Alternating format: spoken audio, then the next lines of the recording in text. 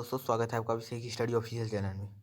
आज हम कक्षा 10 की हिंदी के महत्वपूर्ण पद्यांशों की व्याख्या को समझेंगे, जो इम्पोर्टेंट हैं, जो एग्जाम में आ सकते हैं, उन्हीं को करेंगे। चलिए शुरू करते हैं। तो सबसे पहला क्या है, महत्वपूर्ण पद्यांशों को व्याख्या को समझेंगे। हमने आपको गद्यांशों की वीडियो दे दी है, अगर नहीं आप लोगों ने देखा है तो चैनल पर जाकर देख लीजिएगा। अब हम लोग पद्यांशों को देखेंगे। चलिए देखते हैं। पहला क्या है, मेवाड़ केसरी देख रहा है, केवल रण का न तमाशा था। वह दौड़ दौड़ कर करता था रण, वह मान रक्त का प्यासा था।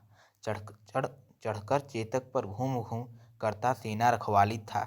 लेम्हा मृत्यु को साथ साथ मानो प्रत्यक्ष कपाली था। तो यह हल्दी घाटी से है। किससे है? हल्दी घाटी से है।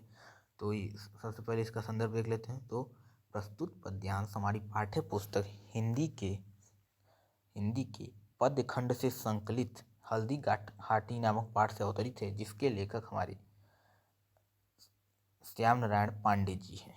चलिए तो इसका काव्य संदर्भ देख लेते हैं। तो रस इसमें वीर है, छंद मुक्तक छंद है, अलंकार अनुप्रास है, श्लेष्म है, उत्प्रेक्षा है और पुनरुक्ति प्रकाश है तथा अतिशयोक्ति है और भाषा सरल है, खड़ी बोली, हिंदी गुण ओज है। इस प्रकार से आपका काव्य संदर्भ हो गया। अब देख लेते हैं इसके रेखांकन की व्याख्या। तो रेखांकन की व्याख्या में क्या है, हल्दी घाटी के युद्ध में मेवाड़ केसरी अर्थात राणा प्रताप केवल युद्ध के तमाशा ही नहीं देख रहे थे, अपितु वह दौड़ दौड़ कर इस प्रकार युद्ध कर रहे थे कि मानो वह शत्रु सेना का नेतृत्व करने वाले मान सिंह के रक्त के प्यासे हो गए हों। राणा प्रताप अपने घोड़े चेतक पर सवार होकर अपनी सेना की रखवाली करते हुए इस प्रकार युद्ध कर रहे थे, जैसे मानो अपने साथ मृत्यु का प्रलयंकारी भीषण रूप लिए साक्षात महाकाल युद्ध भूमि में आ धमका है। इस प्रकार से आपका रेखांकन की व्याख्या हो गई। अब देख लेते हैं अगला क्या है, प्रस्तुत पद्यांश में मेवाड़ केसरी किससे कहा गया है। तो प्रस्तुत पद्यांश में मेवाड़ केसरी महाराणा प्रताप जी को कहा गया है। अगला क्या है, कपाली तथा मेवाड़ केसरी का क्या अर्थ है। तो कपाली का अर्थ है महाकाल शिव महादेव अथवा भैरव है। मेवाड़ केसरी मतलब मेवाड़ का सिंह महाराणा प्रताप जी। इस प्रकार से हमारा पहला पद्यांश कंप्लीट हो गया। अब चलते हैं दूसरे पे। तो दूसरा क्या है, एक युवा जंगल मुझे अपनी हरी अंगुलियों से बुलाता है, मेरी सिराओं में हरा रक्त बहने लगा, आँखों में हरी परछाइयों में फिसलती है, कंधों पर एक हरा आकाश ठहरा है, होठों में मेरे एक हरे गान में कांपते हैं। तो इसका सबसे पहले हम संदर्भ देखेंगे। तो संदर्भ क्या है, प्रस्तुत पद्यांश हमारी पाठ्य पुस्तक हिंदी के पद्य खंड से संकलित युवा जंगल नामक पाठ से अवतरित है, जिसके लेखक हमारे अशोक वाजपेयी जी हैं। कौन है? हमारे अशोक वाजपेयी जी हैं। अब इसके काव्य संदर्भ देख लेते हैं। काव्य संदर्भ क्या दिया है, रस इसमें शांत है, छंद मुक्तक है, अलंकार अनुप्रास मानवीकरण, भाषा सरल, खड़ी बोली, हिंदी गुण प्रसाद गुण है। चलिए अगला देखते हैं। प्रस्तुत पद्यांश का संदर्भ हमने बता ही दिया। रेखांकन की व्याख्या देखते हैं। तो रेखांकन की व्याख्या क्या है, कवि कहते हैं कि हरे भरे युवा जंगल को देखकर ऐसा लगता है कि मानो नए वृक्षों वाला युवा जंगल उत्साही होकर आकाश को छूने को उत्सुक अपनी पतली पतली टहनियों से उसे बुला रहा हो। वो युवा जंगल के आमंत्रण से कवि की सूखी नसों में स्थित निराशा की भावना दूर हो जाती है तथा उनमें उत्साह और आशा का संचार होने लगता है। इस आमंत्रण से कवि की आंखों में सुखद और सुनहरे भविष्य के सपने तैरने लगते हैं। अब कवि के जीवन का उद्देश्य बदल गया है और वह अपने कंधों पर उस उत्तरदायित्व को महसूस कर रहा है जिससे उसकी जीवन रूपी निराशा समाप्त हो गई है। और देख लेते हैं और क्या है, निराशा के कारण सूखकर कड़े हो चुके होठों से जो हरियाली रूपी हंसी गायब हो चुकी थी, वृक्ष के आमंत्रण से आशा एवं उत्साह का रस पाकर सरस हो उठी है, अर्थात जीवन के नए गीत गाने के लिए उत्सुक है। कवि को ऐसा लगता है कि मानो वह व्यक्ति न होकर एक हरा भरा पेड़ बन गया है जिसमें उत्साही रूपी हरी पत्तियों की आशा भर गई हो। कवि स्वयं को उत्साह से परिपूर्ण हरे भरे लहराते युवा पेड़ों की तरह महसूस कर रहा है। इस प्रकार से हमने आपकी रेखांकन की व्याख्या कर दी। अगर आपको स्पीड स्लो लग रही हो तो आप बगल में सेटिंग का ऑप्शन रहता है, उससे जाके आप 2p स्पीड करके भी देख सकते हैं। अगर दिक्कत हो तो आप उससे क्वालिटी भी बढ़ा सकते हैं जिससे आपको साफ और स्वच्छ दिखेगा। हमने रेखांकन इसकी व्याख्या कर दी। अब देखते हैं इसके क्वेश्चन। तो क्वेश्चन क्या है, देखिए इसमें कोई क्वेश्चन नहीं पूछा है, एक पूछा है युवा और जंगल के दो पर्यायवाची शब्द लिखिए। तो युवा क्या होगा, जवान, नवयुवक, और जंगल के वन, कानन। तो इस प्रकार से हमने इसे कर दिया। अब आपका तीसरा आ जाता है पद्यांश। तो तीसरा क्या है, अगर धीरे चलो वह तुम्हें छू लेगी, दौड़ तो छूट जाएगी नदी, अगर ले लो साथ वह चलती चलती जाएगी कहीं भी, यहाँ तक कि कबाड़ी की दुकान तक भी। तो इसका हम संदर्भ आगे देख लेते हैं। तो इसे लिखेंगे, प्रस्तुत पद्यांश हमारी पाठ्य पुस्तक हिंदी के पद्य खंड से संकलित नदी नामक शीर्षक से अवतरित है, जिसके लेखक हमारे केदारनाथ सिंह जी हैं। तो आइए इसके काव्य सौंदर्य देखते हैं। काव्य सौंदर्य क्या है, रस शांत है, छंद मुक्तक है, अलंकार अनुप्रास है, मानवीकरण है, भाषा सरल खड़ी बोली हिंदी है, गुण प्रसाद है। अभी इसका रेखांकन इसकी व्याख्या कर लेते हैं। कवि मानव जीवन में नदी का महत्व बताते हुए कहता है कि अगर हम संसार के साथ सामान्य गति से चलते हैं तो नदी भी हमारे साथ स्पर्श करके चलती है। यदि कोई व्यक्ति आधुनिकता की दौड़ में संस्कृति और को अनदेखा कर देता है तो यह नदी उसे दूर हो जाती है। यदि संस्कृति के साथ साथ चलता है तो नदी भी उसका अनुसरण करती है। व्यक्ति उसे किसी भी स्थान पर ले जाए, यहाँ तक कि कबाड़ी की दुकान जैसे सामान्य स्थल पर, वहाँ भी उसे साथ चलती चलती जाएगी। इस प्रकार से हमने आपकी रेखांकन इसकी व्याख्या कर दी। आप इसके स्क्रीनशॉट लेके पढ़ भी सकते हैं, 1-2 बार आपका सही हो जाएगा। उपयुक्त पद्यांश में कवि नदी के माध्यम से किसके बारे में बात कर रहा है, तो कवि नदी के माध्यम से संस्कृति के बारे में बात कर रहा है।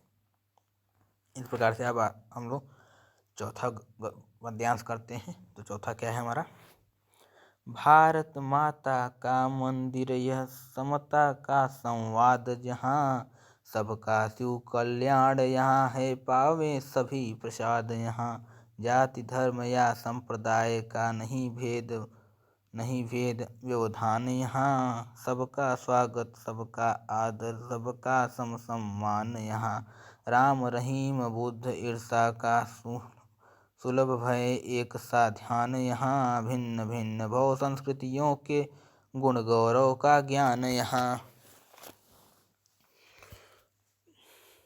तो चलिए इसकी सबसे पहले हम संदर्भ देख लेते हैं। तो संदर्भ क्या होगा, प्रस्तुत पद्यांश हमारी पाठ्य पुस्तक हिंदी के पद्य खंड से संकलित भारत माता का मंदिर नामक शीर्षक से अवतरित है, जिसके लेखक हमारे मैथिली चरण गुप्त जी हैं। कौन है, मैथिली चरण गुप्त जी। तो इस प्रकार से हमने देखा कि इसकी हमने संदर्भ कर दिया। अब आइए देखते हैं इसमें काव्य सौंदर्य। तो काव्य सौंदर्य क्या है, रस शांत है, छंद मुक्तक है, अलंकार अनुप्रास है, पुनः कृत्वच प्रकाश है, भाषा सरल खड़ी बोली है, हिंदी गुण प्रसाद है। और उपयुक्त पद्यांश का संदर्भ हमने बता ही दिया। अब देखते हैं रेखांश की व्याख्या। रेखांश की व्याख्या में क्या है? इन पंक्तियों में कवि अपने देश को भारत माता का मंदिर बताते हुए कहता है कि भारत माता का यह ऐसा मंदिर है जिसमें समानता की यह चर्चा होती है। यहाँ पर सभी के कल्याण की वास्तविकता कामना की जाती है और यहीं पर सभी को परम सुख रूपी प्रसाद की प्राप्ति होती है। इस मंदिर की यह विशेषता है कि यहाँ पर जाति धर्म या संप्रदायवाद का कोई भेदभाव नहीं है, अर्थात इस मंदिर में ऐसा कोई व्यवधान या समस्या नहीं है कि कौन किस वर्ग का है। सभी समान है, सभी का स्वागत है और सभी को बराबर सम्मान है।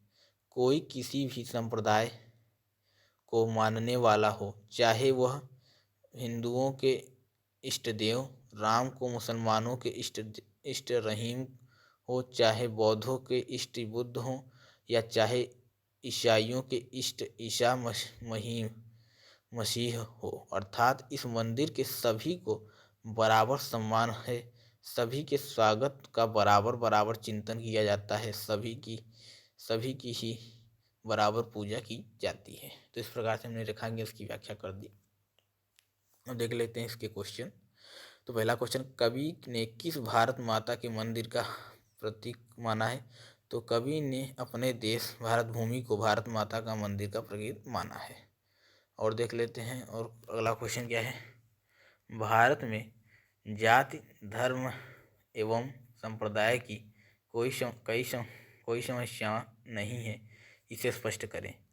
तो इसे स्पष्ट करने के लिए हमें क्या है देखते हैं। इस मंदिर की यह विशेषता है कि यहाँ पर जाति धर्म या संप्रदायवाद का कोई भेदभाव नहीं है, यानी इस मंदिर में ऐसा कोई व्यवधान या समस्या नहीं है कि कौन किस वर्ग का है। सभी के स्वरूप का बराबर चिंतन किया जाता है, सभी की ही बराबर पूजा की जाती है। अतः भारत में जाति धर्म एवं संप्रदाय की कोई समस्या नहीं है। चलिए अगले गद्यांश पे चलते हैं। अगला गद्यांश क्या है हमारा? इस समाधि में छिपी हुई है एक राख की ढेरी, जल कर जिसने स्वतंत्रता की झांसी की रानी की, अंतिम लीला स्थल यही है लक्ष्मी मर्दानी की। तो ये हमारी झांसी की रानी की समाधि पर से अवतरित है। तो इसका संदर्भ कैसे लिखेंगे? प्रस्तुत पद्यांश हमारे पाठ्य पुस्तक हिंदी के पद्यखंड से संकलित झांसी की रानी की समाधि नामक शीर्षक से अवतरित है, जिसके लेखक सुभद्रा कुमारी चौहान जी हैं। कौन है? सुभद्रा कुमारी चौहान जी। तो इस प्रकार से हमने संदर्भ कर दिया। अब देखते हैं इसके काव्य सौंदर्य। तो रस है इसमें वीर, छंद है इसमें मुक्तक छंद है, भाषा इसमें साहित्यक हिंदी, गुण ओज है। चलिए अब हमने संदर्भ करा दिया, देखेंगे इसकी व्याख्या देखते हैं। तो क्या है? इस समाधि में वीरांगना लक्ष्मीबाई की राख छिपी हुई है, जिसमें जलकर स्वतंत्रता की अलौकिक आरती उतारी थी। यह छोटी सी समाधि झांसी की रानी लक्ष्मीबाई की है, जिन्होंने पुरुषों के समान साहस दिखाया। यह समाधि रानी की अंतिम कर्म स्थल है। इस प्रकार से हमने व्याख्या कर दी। अब देखते हैं इसके क्वेश्चंस। तो क्या क्वेश्चन दिया है? कवित्री ने किसकी समाधि पर अपनी भावनाएं व्यक्त की है? तो झांसी की रानी की लक्ष्मीबाई की समाधि पर अपनी भावनाओं को व्यक्त किया है। अब आते हैं अपने छठवें पद्यांश पे। क्या है? चाह नहीं है सुरबाला के गहनों में गूथा जाऊं, चाह नहीं है प्रेम माला में विंध्य प्यारी को ललचाऊं। चाह नहीं है सम्राटों के सौ पर हे हरि डाल जाऊं। चाह नहीं है देवों के सिर पर चहूं। भाग्य पर इठलाऊं। मुझे तोड़ लेना वनमाली उस पथ में देना तुम फेंक। मातृभूमि पर शीश चढ़ने जिस पथ जावे वीर अनेक। तो ये हमारे पुष्प की अभिलाषा से लिया गया है। तो कैसे इस हम संदर्भ इसका लिखेंगे। सबसे पहले संदर्भ कैसे लिखेंगे। प्रस्तुत पद्यांश हमारी पाठ्य पुस्तक हिंदी के पद्य खंड से संकलित पुष्प की अभिलाषा नाम पाठ से अवतरित है, जिसके लेखक हमारे माखनलाल चतुर्वेदी जी हैं। इस प्रकार से हम इसका संदर्भ लिख देंगे। अब देखते हैं काव्य सुंदर। इसमें तो काव्य सुंदर में क्या दिया है। इसमें रस आपका वीर रस होगा, छंद मुक्तक होगा, अलंकार अनुप्रास होगा, पुनः कृत प्रकाश अलंकार होगा, भाषा परिमजार्थी खड़ी बोली होगी, गुण ओज होगा। उपयुक्त हमने बता ही दिया है। रेखांग्यांश की व्याख्या करते हैं। तो रेखांग्यांश की व्याख्या देखिए, ध्यान से सुनिएगा। पंडित माखनलाल चतुर्वेदी जी कहते हैं कि पुष्प के मन में अन्य किसी भी प्रकार का सम्मान पाने की अभिलाषा नहीं है। पुष्प कहता है कि मेरी इच्छा यह नहीं है कि मैं किसी देवकन्या के आभूषण में गुथा सुख प्राप्त करूं। मेरी इच्छा यह भी नहीं है कि किसी भी प्रेमी द्वारा अपनी प्रेमिका के लिए बनाई गई माला में बिंधकर प्रेमिका को आकर्षित करूं। न मैं महामहिम सम्राट के शवों पर चढ़ाया जाकर राजकीय सम्मान पाना चाहता हूँ, और न श्रद्धालु भक्तों द्वारा पूज्य देवी देवताओं के मस्तक पर चढ़कर अपने भाग्य पर अभिमान ही करना चाहता हूँ। इस प्रकार के किसी भी सम्मान को पुष्प व्यर्थार्थ और निरर्थक मानता है। पुष्प अब हम यहाँ तक के कर लिए, इसकी व्याख्या करेंगे। तो इसका देखिए हम लोगों ने किया है अलग से, देखिए करते हैं, पढ़ते हैं, सुनिएगा। पुष्प अपनी अभिलाषा प्रकट करता हुआ कहता है कि हे माली, तुम मुझे तोड़कर उस मार्ग में फेंक देना जिस मार्ग से होकर देश के वीर जवान की टोलियां अपनी जन्मभूमि की रक्षा के लिए अपने प्राणों की आहुतियों देने के लिए जाएं। इस प्रकार पुष्प बलिदान के मार्ग में स्वयं को आपूर्ति किए जाने में ही सुख का अनुभव करता है। तो देखिए चलते हैं इसके क्वेश्चन पे। उपयुक्त पद्यांश में प्रयुक्त रस व छंद का नाम लिखिए। तो उपयुक्त काव्य सौंदर्य में के अंतर्गत देखें। काव्य सौंदर्य में दिया गया है, उसी में से आपको लिख देना है। पुष्प की अंतिम अभिलाषा क्या है। तो पुष्प की अंतिम अभिलाषा प्रकट करता हुआ है कि हे माली, तुम मुझे तोड़कर उस मार्ग में फेंक देना जिस मार्ग में होकर देश के वीर जवान को टोलियां अपनी जन्मभूमि की रक्षा के लिए अपने प्राणों की आहुतियां देने के लिए जाएं। इस प्रकार ने हम आप लोगों के कुछ महत्वपूर्ण पद्यांश करा दिए हैं। अब आपका महत्वपूर्ण संस्कृत गद्यांश, इसे हम अगले वीडियो में लाएंगे। आज की वीडियो में बस इतना ही। उम्मीद करता हूँ आपको वीडियो अच्छी लगी हो तो लाइक और सब्सक्राइब कर दीजिएगा, क्योंकि इसे बनाने में बहुत मेहनत लगता है। और चैनल को सब्सक्राइब कर दीजिए। आज की वीडियो में इतना ही। धन्यवाद।